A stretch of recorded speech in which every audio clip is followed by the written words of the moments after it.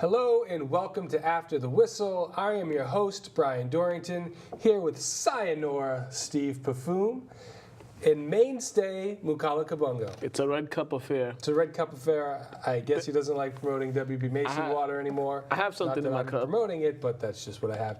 You may have noticed I said Sayonara Stephen Pafume this episode because this is in fact his final episode, and at the end of the show he is going to say sayonara, which means goodbye in French. I was wondering why you said that. No, it's not French. It's not French. I know it's not French. It's got to be I don't know. Stumps. I don't know. Get it together. Get it together. All right, let's jump into a guy. Well, we're going to talk about a guy who really doesn't have things going together right now, and that's Urban Meyer, suspended for 3 games. Why don't we let Steve start off since it's his last day? What do you think about the suspension? You know, I'm happy, but also kind of like confused because it's been.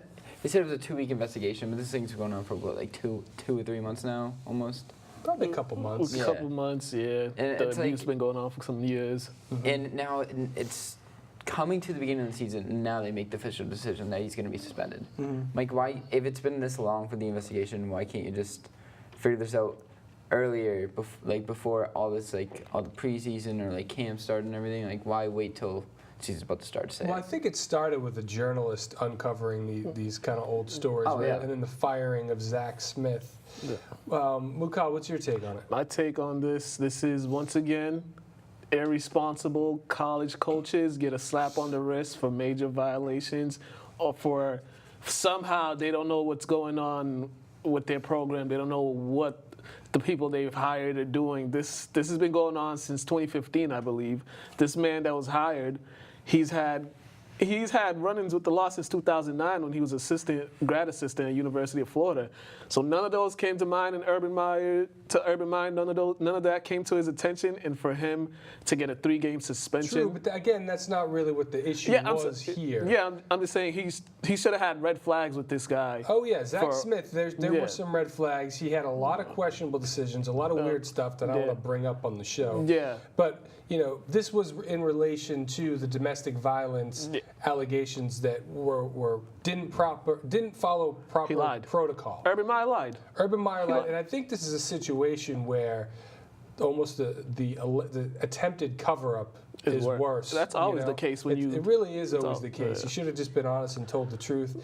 I think the 3-game suspension is fair because I guess what they found is that Urban Meyer truly did not believe the allegations in terms of the abuse. But again, it's not related to the Zach Smith thing.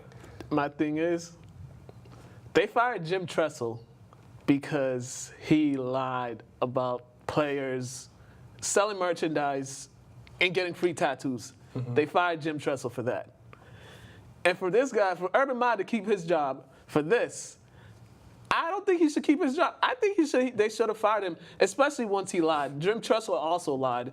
He lied, and they found out he knew all along. Once they figured that out, he was fired. Urban Meyer, the same thing. He lied. Once you just can't lie, especially with serious things like this. It just looks bad on your football team, on your football program, on the university. It just looks all bad. You just can't lie about things like this. And I don't think he should have a job. He should have been fired. But the only reason he's not fired, one, he brought them a national title. One, he's bringing in top recruits. Could bring them another national title. Also that, and they just wanted to give him a slap on the wrist. Just think about this. Think about this big picture. I don't think it's really a slap on the wrist. There's not. I mean, it's a much shorter series. Oregon, Rutgers, TCU. Oregon, Rutgers, TCU. Well, they didn't pick the schedule, but it's 3 games. But I'm saying though, if it was any better teams, he would still be there. But also look at this. The players from North Carolina got suspended 4 games for selling sneakers. All right, so let me ask you this, though. Okay, so the athletic director, do you agree with his suspension as well? I mean, the police the athletic director was suspended as well. Yeah. The police investigated this. Urban Meyer did report it. Higher-ups knew all about it. Granted, he missed some red flags with Zach Smith, and he didn't, apparently, he didn't believe the allegations, and Smith was never charged. Smith has never been convicted. So, I mean, in my mind, the 3 games is fair. Mine, personally. I just think once you lie, But what should Urban Meyer have done? Once you What should lie- he have done he should that he didn't do besides the lying? He should have followed protocol. He should have did all his investigation on this man, because there's been red flags He since had the 2015. police and the athletic directors doing investigations. Yeah, but once that gets involved, you gotta let him go or suspend him or something. The assistant coach, you just gotta keep him away from the program for a some while. sort of leave. Just I'll give him you some that. type of leave or do something to take some type of action and make sure that you're doing all you can do to protect yourself. To protect yourself in the university, just don't keep him around. And then there were some other allegations that he was having an affair with a staff member. Well, yeah, that's the other part of it where maybe this guy should have been let go a long time ago. Yeah. And yeah, there's some other things, but I think the serious thing is the domestic abuse allegations. Yeah, and I think that's what this is about. Overall, these NCAA, these colleges, university, they need to start holding the adults that they pay millions of dollars to a higher standard rather than holding the student athletes to this high standard and not the same standard they have for the people they're paying. Because the student athletes are held to a higher standard than the adults. That's my thing. The NCAA needs to get it right. And another thing, people stop hitting women. Men stop hitting women. It's that simple.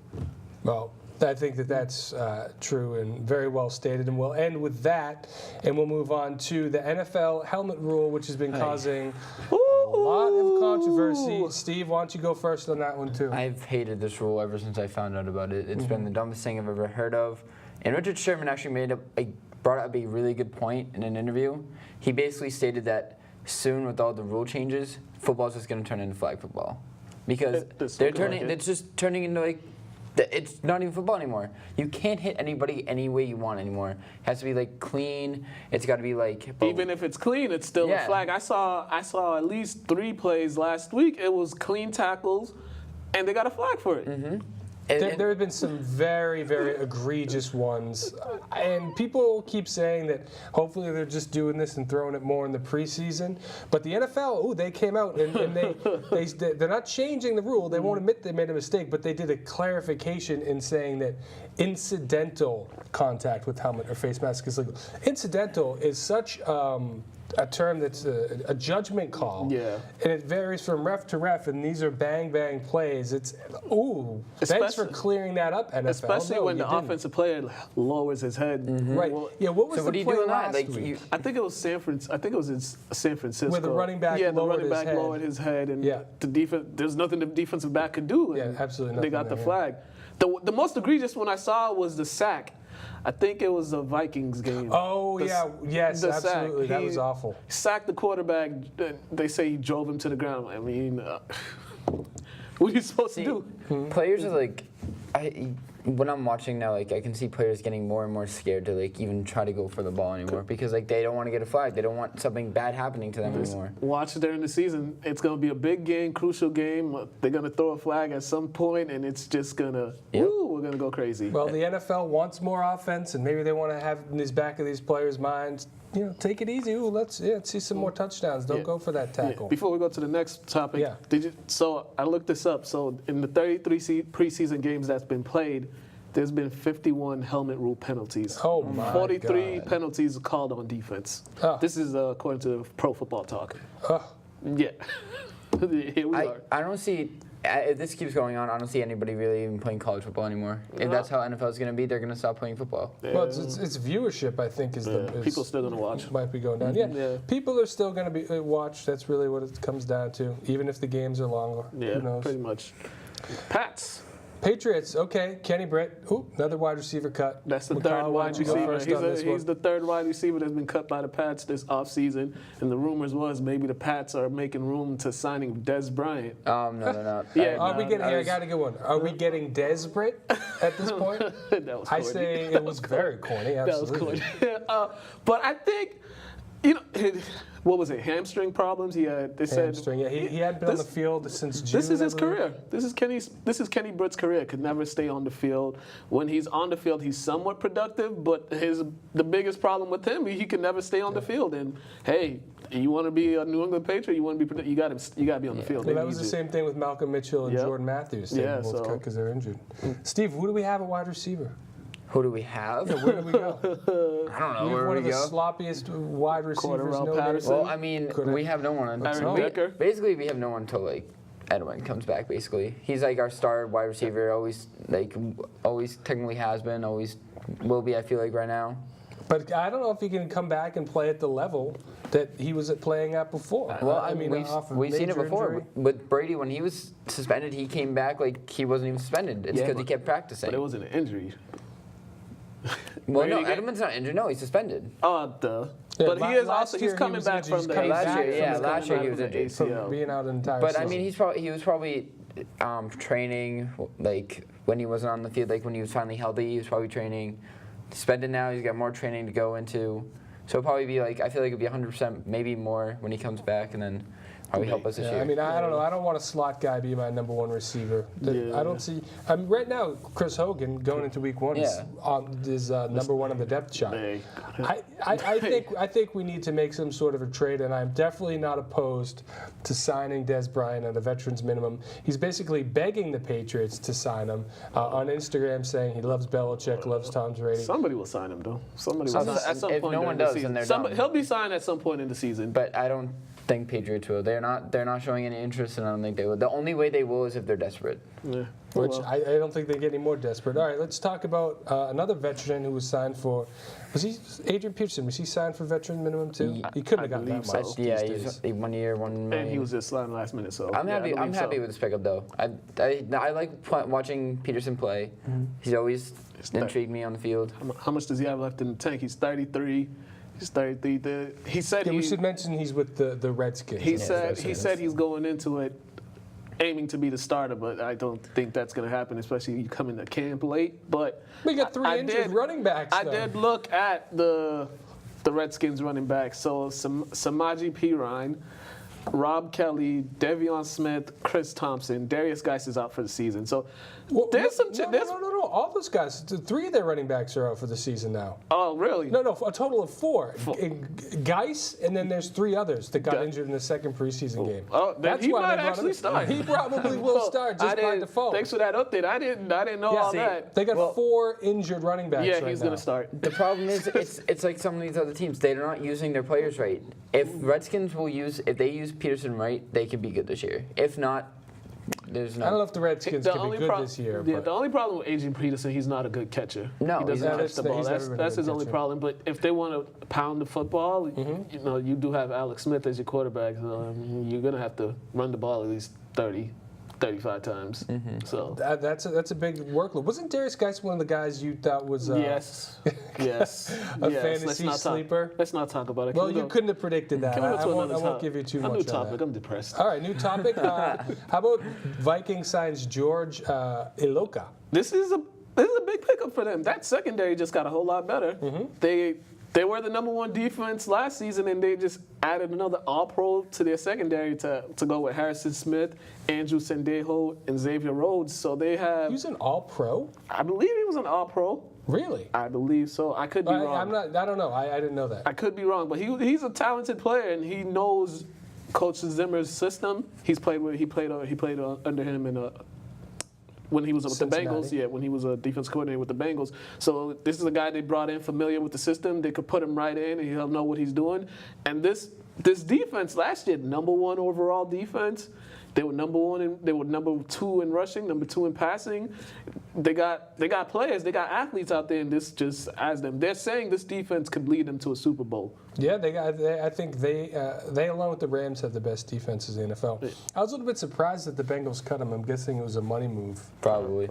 And it's the Bengals. Yeah, it's the Bengals. I know. They don't make smart choices. Yeah, they don't. That's so. true. Okay, so preseason week 3, it's pretty much the dress rehearsal, right? Yeah, Can we pretty all much. agree? Yeah. The third preseason game is the most important Yeah, of them Pats all? are Carolina. They're playing. I put down a few players to watch for this. Eric Decker, Devin Lucien, Philip Dorsett, Cyrus Jones, Jason McCourty, and Eric Rowe. I believe the wide receiver and the cornerback positions somewhere, some places that they need to look at to see who's going to be Who's going to be the guy for them? I'm interested in watching Bentley. I'm sorry, I don't remember his first name, but there's rumors, at least according to Talk Sports Radio, that Hightower might be gearing up to be traded. And if Bentley keeps playing well, he might have that inside middle linebacker position. He's not that great in pass coverage, but he's looked pretty good in the preseason. Hightower, another one. He needs to stay healthy. He's got to stay healthy. What's your thoughts, Steve? I mean, 3 teams. I've been watching 3 teams whenever I watch preseason. That's Patriots, Browns, and Seahawks. Everybody's intrigued by the Browns. Why are people intrigued by the Browns? I'm intrigued by the Browns because for a few years now, I've been saying in a few years you will see the Browns be good. And I've been waiting for that year. They already have one. They have more wins than they did last season. And that's 1. So let's see if they can continue it. Cleveland is the abyss. It's the black hole of football. Well, you never know. There's always a turnaround somewhere in a year, and this could be their year. We never know. You never know. No. Seahawks. I just wanna be able to brag to my friend that I don't have to wear a Jets hat. So that's why I've been watching Patriots, Seahawks, making sure Patriots stay on top. Gotcha. So that's it for you. Yeah, that's it. That's okay. Yeah, I'm staying. I'm staying away from the Browns. Yeah, sorry, I don't believe in Hugh Jackson. I don't believe in their ownership, and I don't believe in the city. If they don't make trades this year, they'll be okay. No, that's I'll say the place. If they don't make trades this year. Well, they did upgrade the quarterback position. Yeah, that's still the NFL. And they did upgrade the wide receiver. I don't know. Yeah. I still think they'll finish last in their division. Yeah, they might get 4 wins. Okay, 5 the most. That's still more than that's still 5 more than last year. Say 4. All right, let's rank our top 10 fantasy wide receivers, and then after, Greg Campbell, host of The Flex, is going to give us his rankings. Steve, why don't you start? Why don't you give us your top 10 fantasy? And this is for PPR leagues, people. PPR means point per reception. I looked up like who the top 10 prospects were really, and I agree with the list that was on there, except for like just copying somebody else's list. Well, yes, but hang on. Should we have them on instead? I would switch. Let's reach out to these people. I would not put. I want to talk about this one. I would not put Mike Evans in the top 10. I do not believe he deserved to be in there. He didn't. I don't think he did as well as he should have last year at all. Quarterback. We're gonna agree on. So. Okay, so do you want to go through? Do you want to just read them off? Right. Top 10. So there's Antonio Brown, Julio Jones, Odell, Michael Thomas, Keenan Allen, Devontae Adams, AJ Green, Doug Baldwin, and Mike Evans. Okay, but he got Mike Evans. But you got Mike Evans. I would get rid of Mike Evans. I think Devontae Adams should be maybe like lower. Maybe put Doug Baldwin a little bit higher. Maybe like 5. I'd keep AJ Green at 7 though. Yeah. AJ Green. Okay. Well, hey, we got some similar thoughts. I'll let Mukala go first. So I have Antonio Brown, DeAndre Hopkins, Odell Beckham Jr., Julio Jones, Stephon Diggs. I have them. Michael Thomas, Keenan Allen, Tyreek Hill, Mike Evans, and Adam Thielen. Just because he gets a lot of catches. Big on the Vikings, huh? Yeah. You know who's throwing them the ball? Yeah, I know who's throwing Cousins. them. Yeah, I know who. I don't trust Cousins. That's what I'm saying. I know. But Thielen and Diggs, they're going to get a... Okay. Oh, and we need sleepers and spoilers. Sleepers and busts. Do you got a sleeper? No. Do you have a bust? No, not yet. Sleeper is Allen Robinson and Marquise Goodwin. Okay. Bust, Demarius Thomas, Jarvis Landry. See, I have not had time. Those are actually good choices all around. I like your rankings. Mine are somewhat similar. In the one spot, Antonio Brown, until somebody else can prove that they're better than him, they're not better than him. DeAndre Hopkins, number 2, similar. Number 3, I'm going to go a little bit outside here and say Michael Thomas. I think he's going to come into his own this year. I think it's going to be his 3rd year when usually wide receivers progress. Julio Jones at 4. It's the lowest I've ever ranked him. Devonta Adams, I'm going to put at 5 just because he's Aaron Rodgers' number 1 wide receiver, and that's saying something. He's replacing Jordy Nelson. Tyreek Hill, just because of his big playability. Keenan Allen at number 7. AJ Green at number 8. I'm not huge on AJ Green. He seems to be regressing every year. And Andy Dalton, I think, is arguably one of the top 5. Not arguably, is one of the top 5 worst quarterbacks. Odell Beckham I have at 9. Odell Beckham is at 9 simply because he's coming off an injury and he has Eli Manning. And 10, I'm cheating. I have Thielen and Diggs both tied at 10. All right. Would you rather have Andy Dalton or Eli Manning as your quarterback then? Because you got Eli Manning. At least Eli could win a playoff game. I mean, all right, that's fair. And my sleepers, pay attention to these ones, folks. Jamison Crowder. and Mike Williams, who has been tearing it up and who actually might overtake Keenan Allen as the #1 receiver. A bust, I'm going to agree with you, Mike Williams. I'm going to agree with you, you mean Mike- quarterback. Mike Evans, you mean? Mike Evans. Like, Too where'd many you get Mikes. Willie? Yes, Mike Evans is my bust. Go to the flex. Go to Craig. Okay, let's see what Craig says. What, did I mess something up? Nah. Go ahead.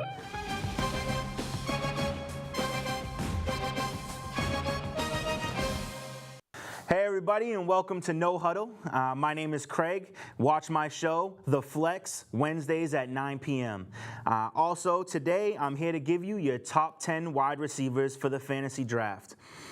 First off, I'm going to go DeAndre Hopkins. Most people would say Brown, but I think that Hopkins has the better quarterback, and I think that if and when his quarterback goes down, he is going to have the better production than Antonio Brown, which leads me into my favorite wide receiver, Antonio Brown. Antonio Brown can go anywhere in the draft, and it's a valuable pick.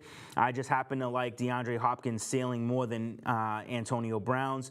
So Antonio Brown, #2. Odell Beckham is #3 to me because Odell Beckham is one of the best wide receivers in the NFL, and if he remains healthy and if he's back to 100%, then that guy is just going to go nuts. He's going to have something to prove, and he's going to want to show out, and I think that he's going to be top 3. After that, I have Keenan Allen from the San Diego Chargers.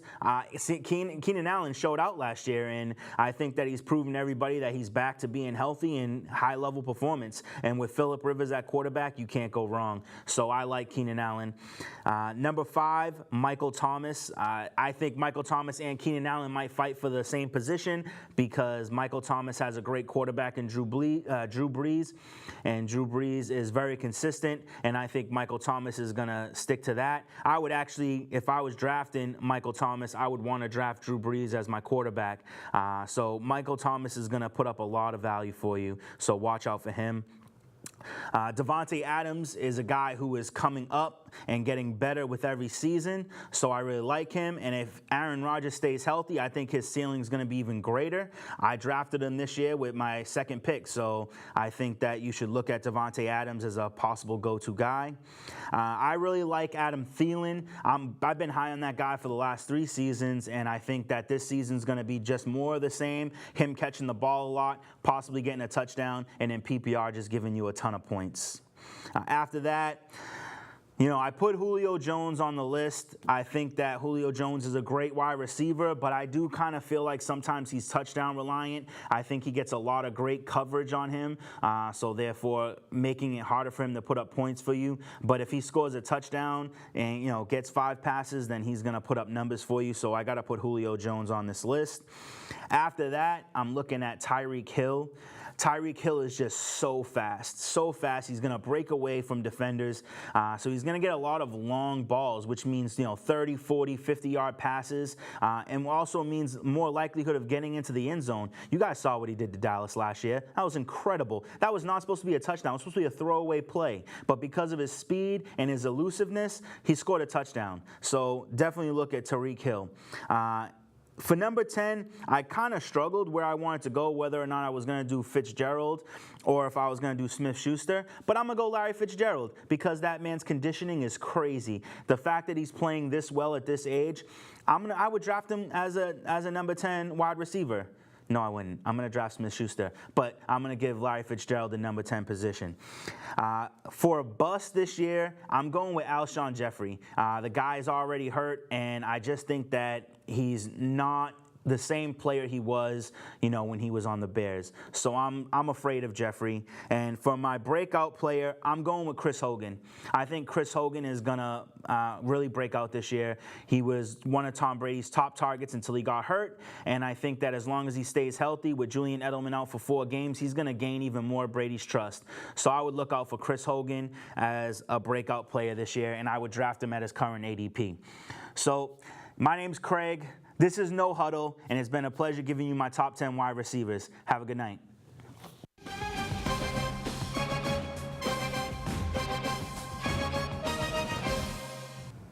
All right, thank you, Craig. It's great how he records that from a blimp.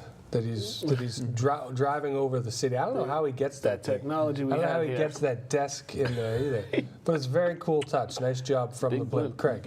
All right, now let's talk about the Red Sox. Quick update Somebody on else the wanna Red take Sox. this?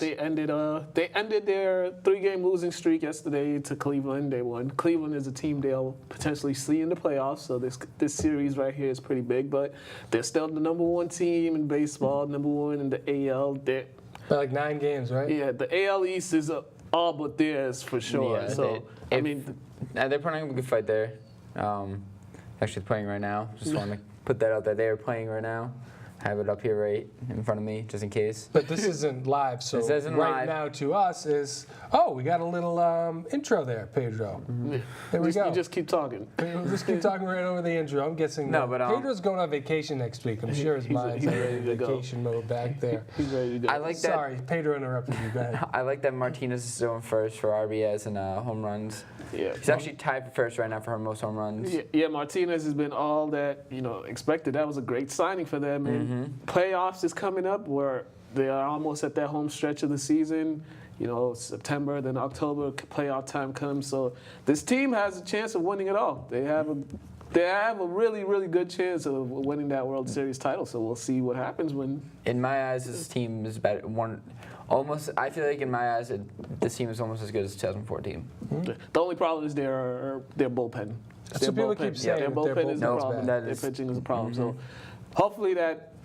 Well, people keep saying that. That's all I hear. But has it stopped them from having the best record and being It's on because pace to win like 113 their or defense 116 is phenomenal. games? Like Well, their offense is pretty darn good too. Yeah, I mean, offense. yes. That lineup is Mookie Betts And JD Martinez. especially two coming off injury for MVPs. Betts. Yeah. Mookie Betts came off injury and he just dinger after dinger. I was like, oh my god. Yeah, so Red Sox keep doing y'all thing. Well, And we'll definitely report more on them come September and October. yeah, we got more on them in a couple minutes too. So And another guy we talk a lot about, we're going to jump ahead to the NBA, and that is Kawhi Leonard. Again, we're talking about him. This is kind of interesting. Why don't you explain what's going on, Mukala? the Raptors hired one of his friends apparently to their staff. I guess this is their way of trying to make sure, or trying their best to make sure he stays in Canada. Isn't it smart? It's a smart move, but I mean he's not staying. No. He said there's not- kind of his head's turning or like No, kind of he's just thinking. being politically correct right now. That man is not staying there. He is not staying there. He's going west. Well, you don't think the weather and the taxes are going to make him want to stay? No. No? No. Nothing. Those nice Yeah, I high went to taxes Canada. It's and pretty that nice up terrible there. cold weather? It's pretty nice up in Canada. It may be nice, but he's not staying there. He's going west. He's going to team up with LeBron. He's going to be a Laker next year. So, I mean, congrats Toronto, trying to do all you can, but it's Toronto. It's not really. It doesn't have basketball history like Los Angeles does. So, just give him this 1-year rental. Get all you can out of him and enjoy it while it lasts, because come next July, he's gone. He's gone. Bye-bye. Bye-bye, Canada. You're breaking all of our Canadian friends' hearts right now. Sorry, Canada. Are you? Steve, No, what do you I'm think about it? Of course he's not. You were just in Canada. What do they Canada talk was- about Kawhi Leonard in No. Montreal, or is no? No, they don't really care about that stuff. They just care about hockey and drinking. Okay, well, Those are the two things they care about. I'll say that right now. No, but I mean, I've always been a Kawhi fan. I don't know if I will watch him this year just because I don't watch Raptors. It kind of. Nobody's Well, going to you will watch when the they play the Raptors. Celtics. That's the only maybe time. not. how many? Maybe so, I'm maybe sure not. that I haven't checked, but I'm sure they have a good amount of primetime games now that Kawhi's on the team. Most likely, yes. Oh, no. You'll see the Raptors a lot on TV And now. they're in our time zone-ish, right? Same Kind time of, zone. but- So It's it's much easier to watch them than the West Coast teams. It's Yeah. basically what happened. It's gonna do what happened with the Celtics. Once we got Kyrie, we moved to TNT, and then we were like shown more on TV. And the Raptors now have Kawhi. They're gonna be shown more on TV. This is just so they can get their name can be shown out there for fans. This is what the Raptors should do. Just take your franchise and move it to Seattle. Seattle needs a basketball team. Seattle does need a basketball team. They used to. Well, why not? Or maybe Vegas. I mean, the hockey did well in Vegas. I Hockey don't did know well. if you want NBA players in Vegas. I don't know. No, yeah. I That's don't know. true. You I can keep don't it maybe know. outside the Yeah, stadium. Well, the I hockey players did a pretty good job. They're a wild Yeah. bunch. Yeah. Yeah, it's hockey though. They're not as like. I don't know. partiers. I don't know. NBA in Vegas. I don't know. It'd be about the interesting. money, It would money. be, yeah, it'd be very interesting. Yeah, I mean, yeah, moving to Vegas actually, that'd actually be a good idea. You just want everything out of Canada. just You get don't them want out of Canada. anything there. Anything that's good for the city. In other basketball news, the WNBA playoffs is happening.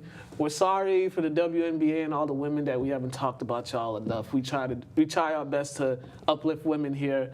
So we're gonna talk a little True, about. but it's just not us. I mean, Yeah. the NBA just doesn't get WNBA just doesn't get that much coverage in Yeah, general. Brian doesn't watch WNBA either. I'm sorry. This But- is someone else. But some interesting things happened so far in this postseason. You know, their postseason, it's not East or West. It's just they're Yeah, you were saying that, seeded. which is cool. One game elimination, I believe. So the Sparks eliminated the defending champions Minnesota Lynx the other day, led by Chelsea Gray with 26 points. Now the Lynx, they've been these two teams. They've been the winners of the finals the past 3 seasons. There have been a little rivalry happening over there.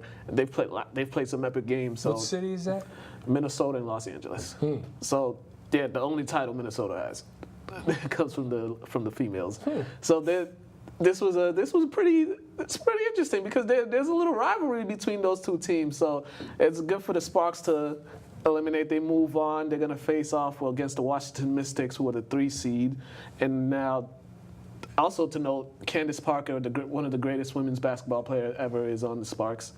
Even her, she's up there in her career, but she's still one of the greats. So now the top seeds in these playoffs are Atlanta and Seattle. So they'll be playing Sunday against the winners of the Phoenix versus Connecticut and Los Angeles versus Washington. So Connecticut has a team? I'm yeah, sorry. I mean, I'm asking all these questions, but I'm truly didn't know. Connecticut Sun. So this is the WNBA playoffs. They have a good setup for their playoffs. 1 game elimination, kind of like NCAA-ish, kind of, but it's if you watch a game, it's entertaining. Do they have any Canadian teams? No. So that's why you like it so much. Okay, now the truth comes out. Steve, what have you got to add about the WNBA? You know, honestly, I've always wanted to watch it. I've just never gotten around to watch it. But I've seen clips of it. I've seen highlights. It's pretty interesting to watch. I feel like it's more competitive than actual NBA. Well, also they have something to prove too, because Yes. other issues, salary-wise, they don't get.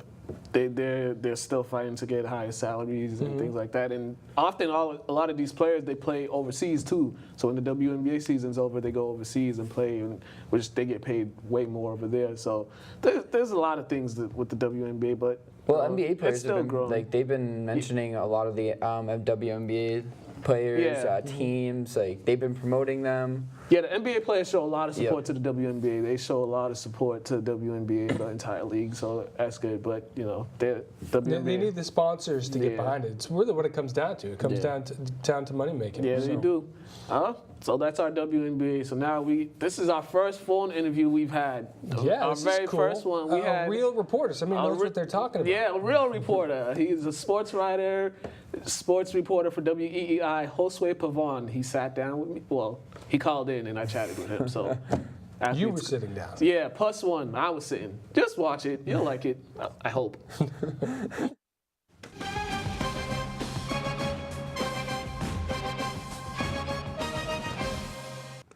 Hello and welcome to the +1 interview of After the Whistle. Today we have a special guest. We have sports writer and reporter for WEEI, Josue Pavon. He's here with us via telephone. How you doing, Josue? I'm good. Thanks for having me, man. I appreciate you reaching out. No problem, man. Glad for us to have this chat. We got a lot to talk about in this short time we have. So first off, let's talk about New England Patriots. The first 2 preseason games in the books. So far, what have you seen that you've liked from them, and what have you seen that they need to improve on? So heading into this regular season, I knew the defense was a bit of a concern for me, and I'm still a little concerned about it. Not because, in terms of the long run, what we'll see especially out of the safety. I mean, these are guys that we can rely on, of course, McCourty, Harmon, Patrick Chung. But what worries me the most is if one of those guys goes down, how is this defense going to recover? And it's going to be a long season in terms of the ups and downs. In my opinion, that doesn't mean am I counting the Patriots out of not making the Super Bowl again? Of course not. The possibilities, of course, there as usual with this team. But I think it's going to be a challenging season. The ups and downs. I see, how Brady's going to respond. It's obviously going to be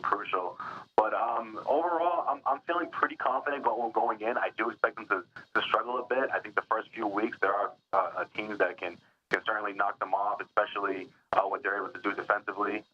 You have Texas, you got the Jags, the Lions. It's going to be challenging, but I can't wait to see how everything unfolds. One of the concerns for me, but we saw it in the Super Bowl, is the lack of a pass rush. Do you think the addition of Adrian Claiborne and some of the younger guys, they stepped up in the second preseason game, getting 8 sacks? Do you think those guys, will have what it takes during the season to get a consistent pass rush? Because that's one of the things I was really looking at when I looked at this team. Yeah, I think that's something that's going to be rectified by mid-season. I think in the beginning, it's going to be tough. It's going to be challenging for those young guys. But like I said, those teams that they're facing won't be easy. But I think that by mid-season or so, if this team goes, 2-2 out of the gate, or somewhere in 500 range, I don't think it's going to be time to hit the panic button. But I definitely think that those problems will be rectified long term. Offensively, who are some key guys that we should pay attention to during the upcoming season? Offensively, we have to see what happens with Edelman, after that suspension, how he responds. In the meantime, leaning on the younger guys to step up and contribute is going to be huge. We're going to have to see a lot out of Hogan. That's going to be a prime target for Brady during Edelman's suspension. We have to see how the other guys respond. And, to piggyback on that, someone like Des Bryant, I know it doesn't look like it's a possibility, because typically Patriots we probably would have been hearing rumblings heading into the regular season. But I think if this team does struggle in the beginning, which I do think is a strong possibility, I think Des Bryant is someone that they should seriously consider bringing in. I think that's going to help the Patriots' offense, especially the running game. I think having that deep threat can catapult this offense to put up big points, and I think that's obviously going to make things easier for the 41-year-old quarterback and Tom Brady. Definitely, and the schedule isn't easy. The first 2 games, kind of some tough teams. They're going to be playing against Houston and Jacksonville. It's going to be the first month of the season. It's going to be a little tough for them, for me. Absolutely, of course. If this team goes 500 in the first 6 games or 4 games, I don't think it would be the worst thing in the world. But I do think obviously, we've seen in the past that people do tend to panic. We're going to revisit the conversation of how much does Brady have left in the tank. The same thing we've seen in the last few seasons. But, of course, we also saw what happened last year in terms of how far they got in the playoffs. So that's always a possibility with this team and a likelihood with this team. And, the relationship between Brady and Belichick is going to be a storyline throughout the entire season. People will keep a close eye on those two and see how they're able to work things out. I do think this is natural for any organization. 2 guys that have been working together for over a decade. I don't care what sport we're talking about. This happens everywhere. I don't think a lot of franchises have the. I don't think a lot of franchises you see this level of success. Obviously, the way you've seen between a player and a coach. But I just think friction is just inevitable, any sport. And that's going to be something that I think these two can work out, because at the end of the day, there's one common goal that they seem to have a high successful rate at achieving, and I expect to see this somewhat struggle out of the gate, but I do think in the long run they'll be all right. Definitely. Switching gears a little bit, the Boston Red Sox, they've had quite the season so far. They're in first place in the AL, first place. They got the best record in the major leagues. The playoffs are right around the corner. So what have you seen from this team that's really impressed you? That lineup, man. Listen, we've seen things from these guys. We see a 1-2 punch that's so similar to Ramirez and Ortiz. It just the smell of a World Series appearance is just reeked out of these 2 guys and Betts and of course the guy who's surprised everyone in the middle of that lineup. I think the only concern for me is the bullpen. Which one of these guys are going to step up big? Especially after seeing how they looked against the Cleveland Indians. That's obviously a team that could be waiting for them in the ALCS, and the bullpen is going to have to step up. We're going to have to find out who's going to be the guy that could bridge the gap to get, the game to Barnes and Kimbrel at the end. And I think that's the only concern I have heading into the postseason is the bullpen. Where does Joe Kelly stand? Is he going to be a starter? Is he going to be the go-to guy out of the bullpen? Evaldi is also a big question mark. Eduardo Rodriguez, how's he going to respond? Because they're going to need his hand, or his arm, I should say, in the starting rotation. So I think those are my concerns. heading into the postseason, but I do feel very confident about this lineup, this batting lineup that I think has shown that when their backs against the walls, those last few innings, they are able to respond. They've come out of big comebacks throughout the regular season, and I expect to see the same thing in the postseason. Yeah, definitely. And my only concern with the Red Sox is the health of Chris Sales, because he's getting injured here and there, and I just want to be hopeful that during the postseason he's completely 100% healthy and he could be ready to go for the postseason run, because he's been in and out of the lineup, getting on the DL and things of that nature. Yeah, and I think some of it has to do with just rest. They want to make sure he's 100%. Obviously he's the most important arm that they have. And then of course you have to see what happens with Price, how he responds, because they're going to need his arm in the playoffs. But I think when it comes down to it, the lineup is what's going to help them the most. I mean, we've seen this team do things that we haven't seen, at least from the batting order, for a long, long time. Since the 2013 team that was led by David Ortiz, that surprise championship run that they were able to put together. So I think we'll see something very similar in terms of relying on the offense to sort of catapult them to success in the postseason. But hey, Cleveland's going to be a tough matchup. I mean, it's the only team that I really see that gives them a legitimate threat. And of course, what we saw this week, just raises those concerns even higher. And quickly, we only got about a minute left. Just quickly, overall, Celtics and Bruins off season. Just a quick overview from your perspective. Success. I don't know. I mean, in terms of like a big splash, I don't know what people were expecting, especially out of the Bruins camp. But you look at what the Celtics have accomplished, bringing in Marcus Smart. That was the main priority. They got that done. They have guys in the fold that are going to be able to play right away. And this is the most. I've been looking forward to this Celtics season more than since 2007, 2018. This team is destined to go to the NBA Finals. I think that's going to be their destination. I think that they will reach that. I also think that it's not going to be as easy in terms of trying to figure out how to divvy up minutes and divvy up touches. But I think at the end of the day, the talent is there, and it's them to lose. In terms of winning and representing the Eastern Conference in the NBA Finals. All right, awesome. All right, thank you so much, Jose, for calling in. We'll definitely get back in you sometime during the middle of the season, during football season. Thank you for calling in, and have a great day, sir. Sounds good, Mukala, man. Anytime. All right, you guys have been watching the Plus One interview with Jose Pavon, sports writer and sports reporter for WEEI. We're going to toss it back to Brian.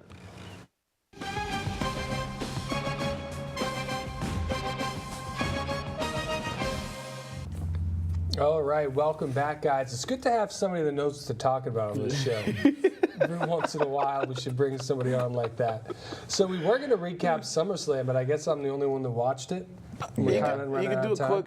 Here's my recap. Braun Strowman won. Charlotte Flair beat 2 people.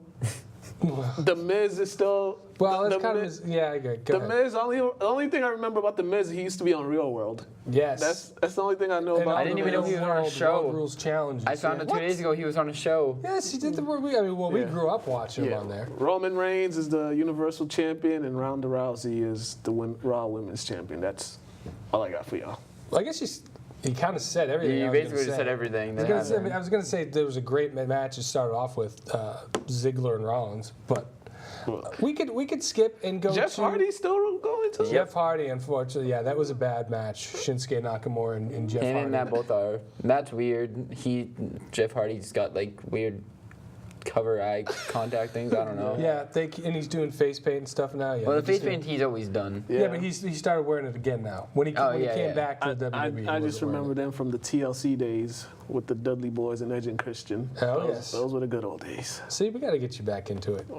If you talk about old wrestling moments. See, I'll definitely do it. I miss that. If we do like a top 10 wrestling promo, I can give you a whole bunch of those. We could have like a retro wrestling special. Yeah, all right, so do we want to just jump right into Athlete's Corner? Why don't you introduce that segment? Athlete's Corner, this is a cool one that we did. So we went out to the practices of Lynn English and Lynn Classical High School, and we got to talk to some of the players, the coaches, and it was a pretty cool Athlete's Corner. We was out in the field. And Ronda Rousey looked like she didn't like it. Nope. Over your shoulder.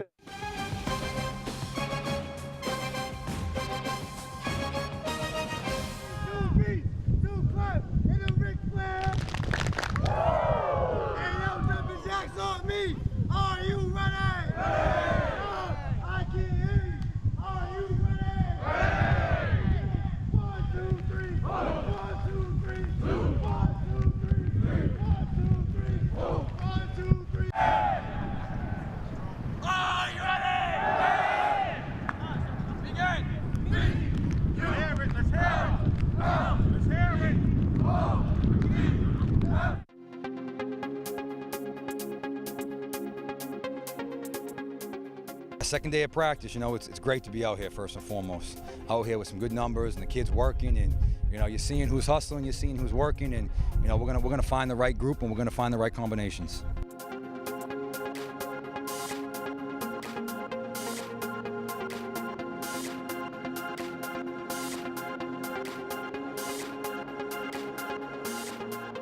This senior class is coming from a situation where, you know, they didn't have a lot of success early on in their careers, and they want to end their career with, you know, with a bang and go out, you know, with a better record than they did last year. And I think how hard they worked over the summer proves how hungry they are.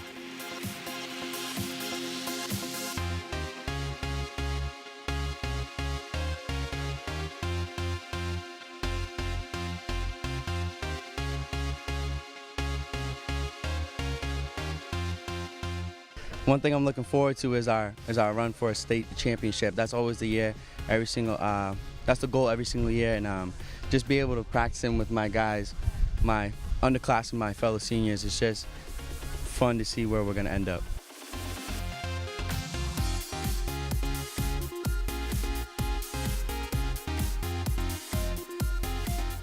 Yesterday was pretty slow, and I'm glad we picked up the pace today. We expect a lot out of this team, so.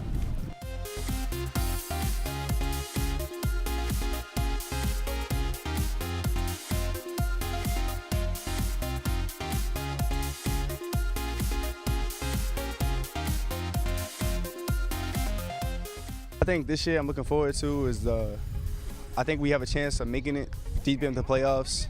Again, we had a lot of mistakes last year, but I think we fixed them up, and I think we'll be straight.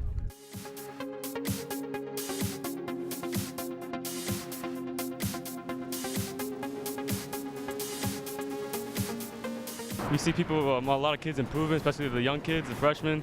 They've been putting a lot of work out there, including me.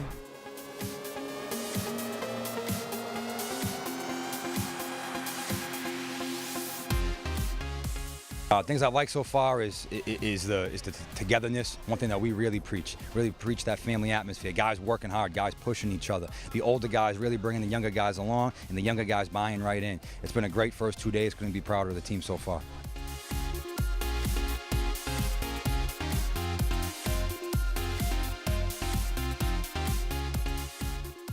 The work, everyone's running fast, everyone's hustling.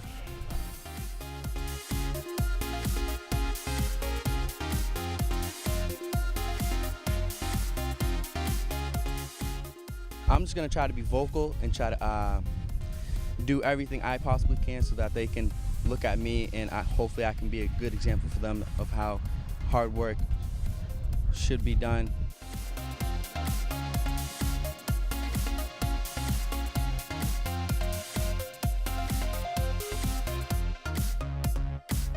My coverage on defense has gotten a little better. I'm working on that, and my overall hustle, because they try to push us to hustle to the ball every time.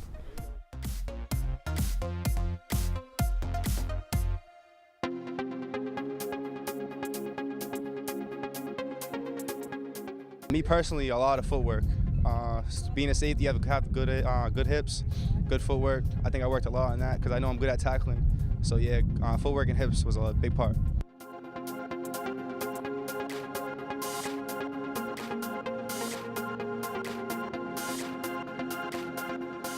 There's a couple of new guys to football just in general. We have a guy named Deontay. This is his first year playing high school football. He should be good at wide receiver for us, and also a guy named Eusebio. He's going to step up at slot for us too, so it's just exciting to see what they can do.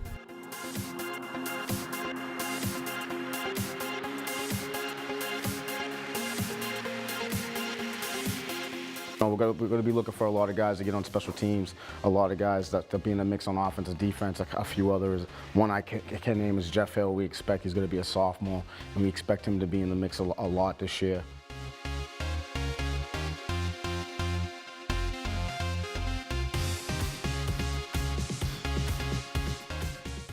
Last year we lost a lot of seniors, and we have a high expectation of the team, so glad to see the young guys stepping up.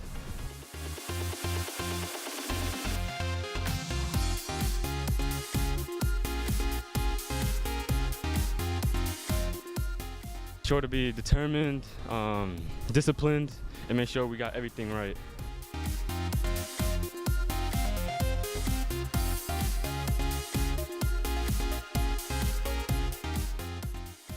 To me, I just really want to just play. I really just want to help lead my team to wherever we can go.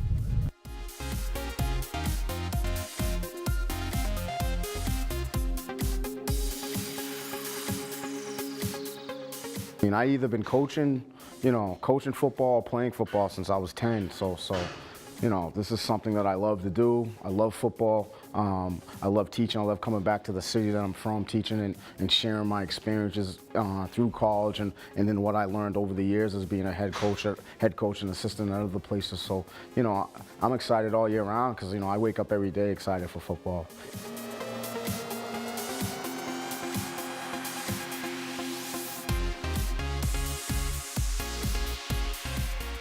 Want them to come in and do their job. It sounds cliche to say, but really, in football and the way that we want to play, they've got to do what they're coached to do their job, buy into the system, buy into the program, and make plays. That's the best way to be found on the football field. Make some plays. Don't try doing too much. Do your job, and we're going to be just fine with the leaders that we have, like you mentioned.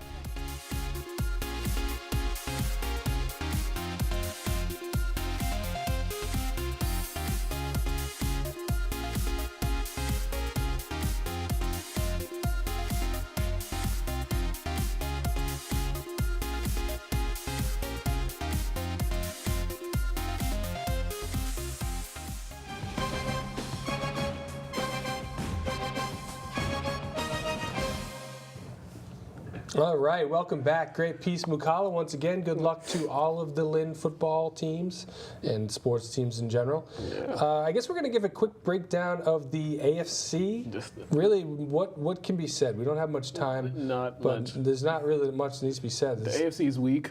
It's top heavy. It's very top heavy. The AFC West, I think might be.